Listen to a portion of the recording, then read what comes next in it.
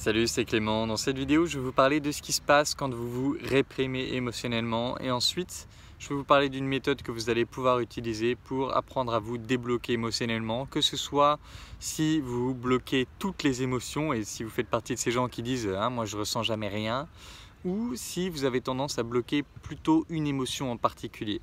Et cette vidéo, elle m'est venue lors d'une conversation de coaching avec un client qui bloque en particulier la colère.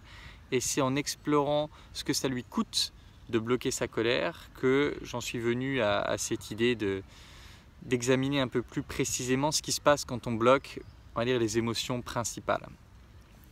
Et du coup, je voudrais déjà commencer par ça. Qu'est-ce qui se passe quand on bloque nos émotions principales?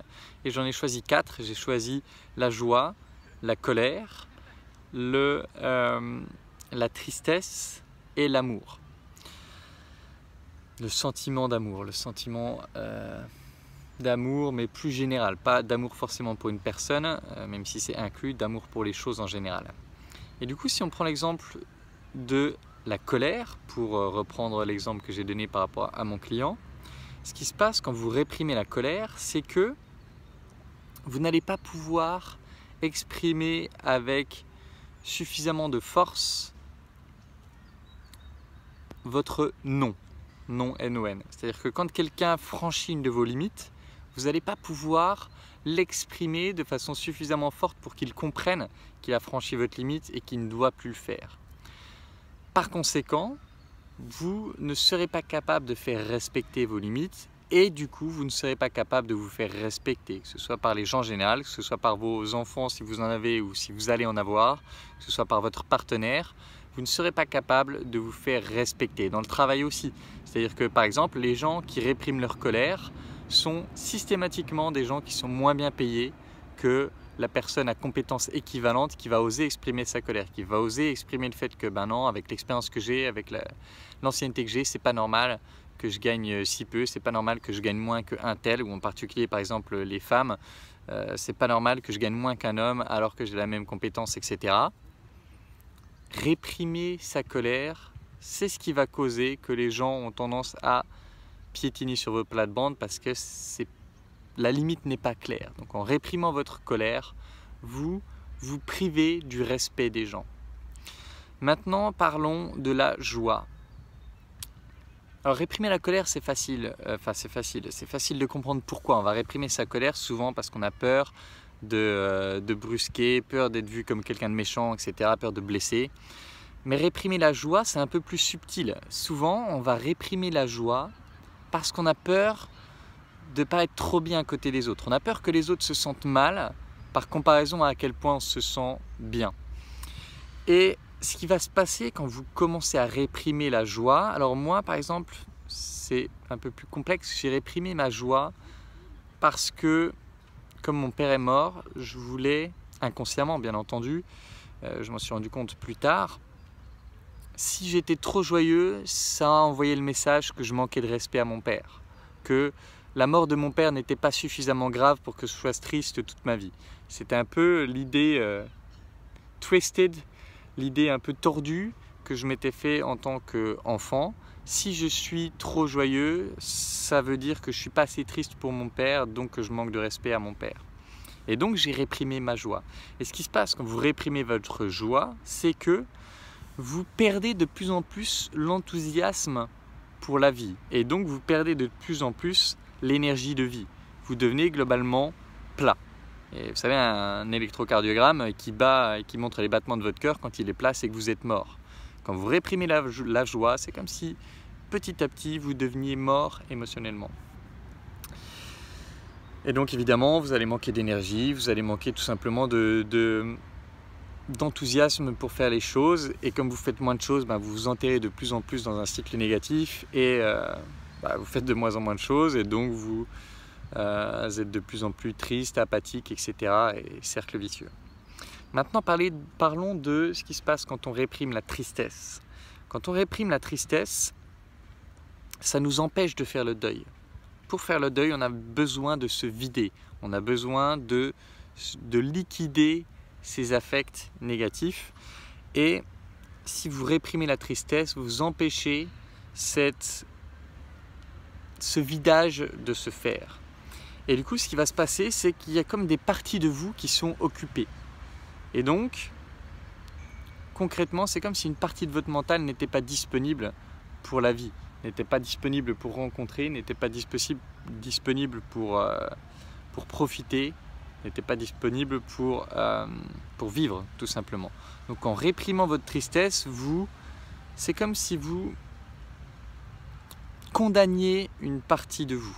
Il y a une partie de vous qui ne sera plus accessible, qui ne pourra plus interagir avec le monde. Donc, vous pourrez moins être impacté par les choses, en général, et donc forcément, vous ferez moins partie du monde, tout simplement. Vous aurez tendance à être retiré par rapport au monde. Et maintenant, le dernier élément, dernière émotion dont je voulais parler, c'est l'amour. Réprimer l'amour, ça va faire que on peut pas se sentir vraiment connecté à quelqu'un si on ne ressent pas de l'amour pour cette personne, ou pour cette chose, ou pour cet animal. On ne peut pas se sentir connecté si on réprime son amour. Et ce qui se passe quand on empêche la connexion, c'est le sentiment de solitude, le sentiment de manque de sens et de manque de complétude. On se sent vide, quoi, en gros, si on réprime l'amour. Et du coup, réprimer ces 4 émotions primordiales, ça va littéralement détruire la vie émotionnelle d'un individu et probablement sa vie psychique. C'est-à-dire que ça va faire tendre la personne vers la mort cérébrale, vers l'apathie, vers... en gros, le corps vit, mais il n'y a plus rien dedans, quoi. Donc c'est évidemment catastrophique.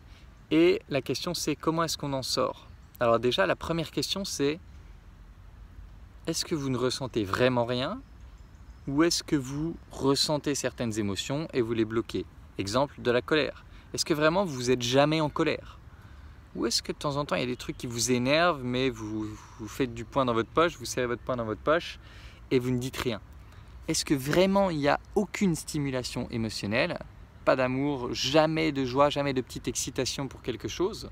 Ou est-ce qu'au contraire il y en a, mais derrière arrive un jugement où vous la tuez, cette émotion? Donc la méthode pour débloquer ces émotions, le premier élément, ça va être d'apprendre à observer, d'apprendre à créer un espace personnel dans lequel je peux explorer ce qui se passe en moi, dans lequel je peux observer ce qui se passe en moi. Et ça, c'est évidemment le truc numéro 1 que permet la connexion authentique et que permet les exercices de connexion authentique et les exercices de circling. Ça va être vraiment d'ouvrir un espace en relation entre moi et les autres qui va me permettre d'observer les choses qui émergent en moi, émotionnellement notamment, au contact des gens. Et c'est à travers le contact des gens que je vais pouvoir mieux observer ce qui se passe en moi, mieux comprendre ce qui se passe en moi et mieux voir qu'il y a forcément des émotions qui sont présentes. Il y a forcément, ne serait-ce que de faibles mouvements émotionnels qui sont présents quand je suis en contact avec l'autre. C'est biologique. C'est biologique. Ça vient notamment du cerveau droit qui va aller chercher l'empathie, qui va aller chercher la compréhension. Donc il y a forcément de la curiosité, il y a forcément de l'intérêt, mais il y a aussi de la peur. Le cerveau droit, il est aussi responsable de surveiller les potentielles menaces. Et je vais faire une grosse vidéo sur les rôles du cerveau et comment ça conditionne le but de la vie. Mais en tout cas, sachez ça, quand vous êtes en contact avec les autres, il y a forcément des émotions qui sont présentes. Le tout, c'est de savoir déjà les repérer. Donc en connexion authentique, on va beaucoup travailler sur le fait d'observer ce qui se passe en soi. Mais c'est aussi le cas pour à peu près toutes les méditations. Tous les types de méditation, vous observez ce qui se passe en vous et vous développez votre regard, la précision de votre regard sur ce qui se passe en vous. Ça, c'est le premier truc. Observer ce qui se passe, être capable de repérer ce qui se passe quand il se passe des choses sur le plan émotionnel.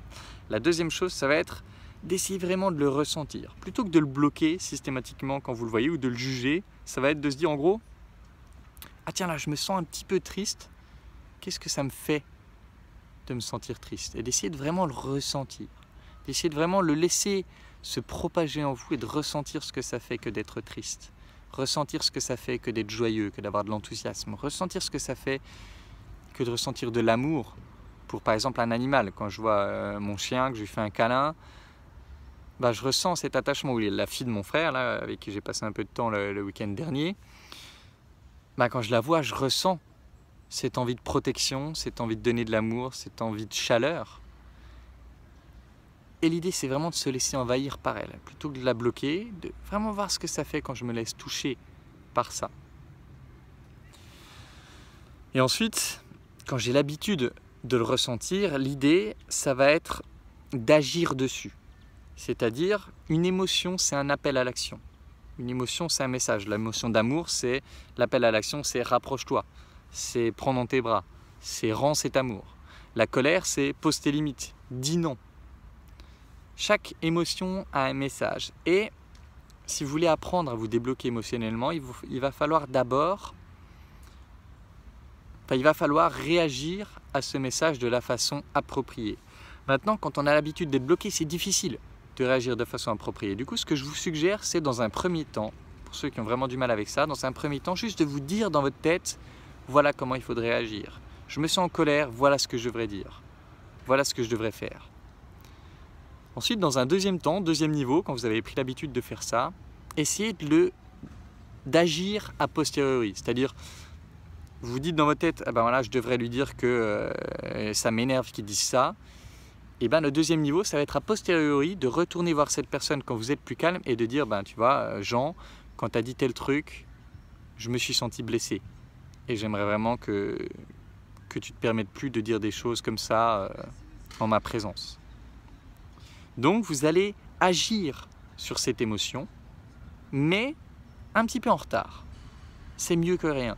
Parce que vous apprenez à votre cerveau, en gros, ben, je suis capable d'exprimer mes émotions et il ne se passe pas, il n'y a pas un cataclysme derrière, quoi.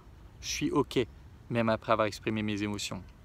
Et du coup, au fur et à mesure, vous allez essayer d'exprimer votre émotion le plus rapidement possible quand elle émerge, jusqu'à ce que ce soit immédiat, mais avec le niveau de force approprié. C'est-à-dire qu'il ne faut pas... Quand vous avez l'habitude d'être bloqué émotionnellement, le risque, c'est que la prochaine fois que quelqu'un vous met en colère, que vous pétiez un câble et que vous alliez le poignarder, quoi. Bon, là, évidemment, il y a un trop-plein de colère que j'ai emmagasiné, et du coup, je fous tout sur la tronche du prochain. Là, l'idée, ça va être d'essayer d'exercer la force appropriée, la quantité de force appropriée, mais d'exprimer cette émotion en temps réel.